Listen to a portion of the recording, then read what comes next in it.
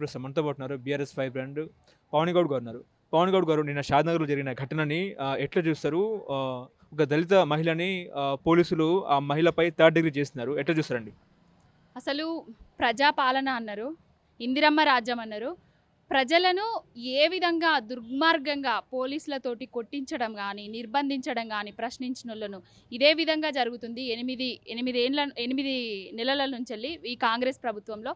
ఇంకొకటి, ఒక దళిత మహిళ మీద ఏదైతే అమానుషం జరిగిందో నిన్న సంఘటన, పోలీసులు కొట్టడము గానీ, ప్లస్ ఆమె వాళ్ళ కొడుకు ముందు ఆమెను ఒక చిన్న షాట్ ఏపిచ్చి, నెక్కరేపిచ్చి ఆమెను కట్టెలతో కొట్టడము, ఆమెకు దాహం వేస్తుందంటే మధ్యలో గ్యాప్ తీసుకొని నీళ్లు తాపిచ్చి మరి ఆమెను కొట్టడం అనేది ఈ సభ్య సమాజం తెలంగాణ సమాజం మొత్తం తలదించుకునే విధంగా ఉన్నది. తెలంగాణ రాష్ట్రంలో మహిళలకు అసలు తెలంగాణ రాష్ట్రంలో శాంతి భద్రతలు కోల్పోయింది. మహిళలకు రక్షణ లేదు. ఒకటే రోజు 4 అత్యాచారాలు జరిగినాయి. ఇంకొకటి, తెలంగాణ రాష్ట్రంలో 9.5 ఏండ్లల్లా ఎప్పుడు జరగని విధంగా కని విని ఎరుగని సంఘటనలు తెలంగాణలో రాష్ట్రంలో జరుగుతున్నాయి.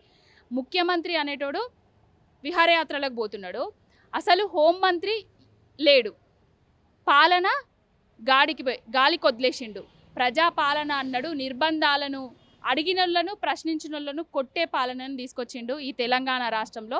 అంటే తెలంగాణ రాష్ట్రంలో శాంతి భద్రతలు లోపించినాయి అనే చెప్పొచ్చు. వీళ్ళకు పాలన చేతన కావట్లేదు అని కూడా చెప్పొచ్చు.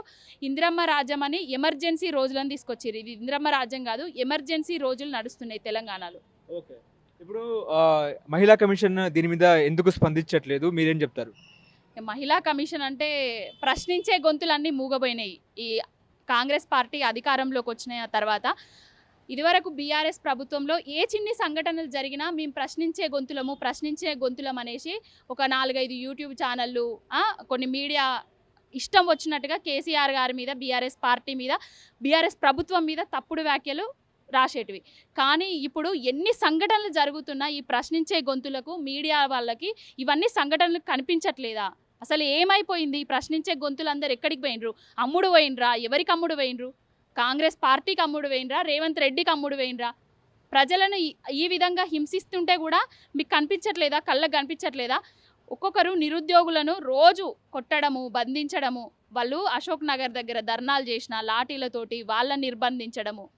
అసలు ఏం జరుగుతుంది? 46 జీవోని ఎత్తేస్తామని చెప్పి ఎమ్మెల్సీలుగా గెలిచిండ్రు తీన్మార్ మల్లన్న. ఏమైంది? 46 జీవో బాధితుల గురించి ఏమన్నా మాట్లాడుతున్నారా? వాళ్ళ గురించి ఏమన్నా చర్యలు తీసుకుంటున్నారా? అసలు ఏం జరుగుతుంది తెలంగాణ రాష్ట్రంలో? పాలన అసలు ఏం పాలన జరుగుతుంది? హామీలను గాలికి వదిలేసిండ్రు, హక్కులను గాలికి వదిలేస్తున్నారు, రక్షణలను కూడా గాలికి వదిలేసిండ్రు, పోలీసుల రాజ్యాన్ని తీసుకొచ్చిండ్రు. లాఠీ దెబ్బలు, తెలంగాణ ప్రజలు లాఠీ దెబ్బలు తోటి నడుస్తుంది తెలంగాణ. ఒక మహిళ మీద థర్డ్ డిగ్రీ చేయడం అనేది ఎంతవరకు కరెక్ట్ అంటారు?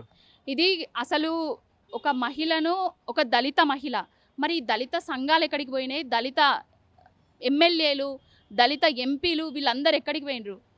ఒక మహిళను తీసుకుపోయి పోలీస్ స్టేషన్లో ఇష్టారీతిగా కొట్టడం అనేది సభ్య సమాజం అంతా తలదించుకునే విధంగా ఉంది. ప్రతి ఒక్కరు ఇది ఏదైతే జరిగిందో ప్రతి ఒక్కరు ఆమెకు క్షమాపణ చెప్పాలి, దానికి తగు చర్యలు తీసుకోవాలి. ఈ రేవంత్ రెడ్డి సర్కారు నిజంగానే అసలు ఏంటంటే తెలంగాణ రాష్ట్రంలో రేవంత్ రెడ్డి సర్కార్ అనేది దుర్మార్గ సర్కారు. ఒక నీచమైన చర్యలకు పాల్పడుతుంది. లాండ్ ఆర్డర్ ఎవరి చేతిలో ఉందంటారు? అసలు హోంమంత్రి లేడు కదా, లాండ్ ఆర్డర్ ఎవరి చేతిలో ఉందో మీ అందరికి తెలుసు కదా. విద్యాశాఖ మంత్రి లేడు, హోంమంత్రి లేడు. అసలు ఏం జరుగుతుంది? బయటికి వస్తే కుక్కలు గరుస్తున్నాయి, లోపలికి పోతే పిల్లులు గరుస్తున్నాయి. ఏం పాలన ఇది? ఇప్పుడు రేవంత్ రెడ్డి అమెరికా తిరిగి రాకముందే బీఆర్ఎస్ భవనాలు కూల్చేస్తామని చెప్పేసి అక్కడ హుకుం జారీ చేస్తున్నారు కోమటిరెడ్డి వెంకటరెడ్డి. ఇది ఎంతవరకు కరెక్ట్ అంటారు? ఇగో కోమటిరెడ్డి వెంకటరెడ్డి గారు ఆఫ్ నాలెడ్జ్ అని హరీష్ అన్న గారు కూడా చెప్పిండ్రు. ఆయనకు ఆఫ్ నాలెడ్జ్ కాదు, అసలు నాలెడ్జే లేదు. అలాంటి వ్యాఖ్యలను ఏవైతే ఉందో అవన్నీ పట్టించుకోవద్దు. అంతే. వాళ్ళు ఏంటంటే అధికారం కోసం, వాళ్ళ మంత్రి పదవుల కోసం వాళ్ళు ఏదో రాజకీయంగా మేమున్నామని మార్కు చూపించడానికే ఇలాంటివి చూపిస్తున్నారు. మేమేం చేతులు కట్టుకోలేము. మా భవనాలు కూల్చినా, మా మీద, మా కార్యకర్తల మీద దాడి చేసినా మేమేం చేతులు కట్టుకోలేము. ప్రతి దానికి సమాధానం చెప్తాము. నిన్నటి ఇష్యూ మీద కేటీఆర్ కూడా స్పందించినారు. సో ఓవరాల్గా మీ పార్టీ దీని మీద ఎట్లా రియాక్ట్ అవుతుంది? మా పార్టీ ప్రతి విషయం, అంటే ఈ నిన్నటి విషయం, మొన్నటి విషయం ఇష్యూ అని కాదు, ప్రతి ఈ తెలంగాణ రాష్ట్రంలో కాంగ్రెస్ ప్రభుత్వం వచ్చిన దగ్గర నుంచి ప్రతిపక్ష హోదాలా మేము ప్రతి విషయంలో ప్రజల తరపున కొట్లాడుతూనే ఉంటాము. ఓకే. ఇప్పుడు కాంగ్రెస్ వచ్చి 8 నెలలు అయినా కూడా రాష్ట్రంలో అరాచకాలు ఎందుకు జరుగుతున్నట్టంటే ఏం చెప్తారు? కాంగ్రెస్ పార్టీ 8 నెలలైనా అరాచకాలు జరుగుతున్నాయి అంటే ఎప్పుడు జరగని విధంగా జరుగుతున్నాయి. ఎందుకు జరుగుతున్నాయి అంటే లా అండ్ ఆర్డర్ వాళ్ళ చేతుల్లో లేదు, శాంతి భద్రతలు వాళ్ళ పాలన చేత కాకపోవడం వల్లనే ఇలాంటి ఇష్యూస్ జరుగుతున్నాయి. కేసీఆర్ గారి హయాంలో ఇంత ఘోరంగా ఎప్పుడన్నా జరిగినాయా? ఇప్పుడు హైకోర్టును ఆ కేసు సుమోటోగా తీసుకొని ఎవరైతే థర్డ్ డిగ్రీ చేస్తున్నారో ఆ సీఐ గాని, ఎస్ఐ గాని సస్పెండ్ చేయాలంటారా?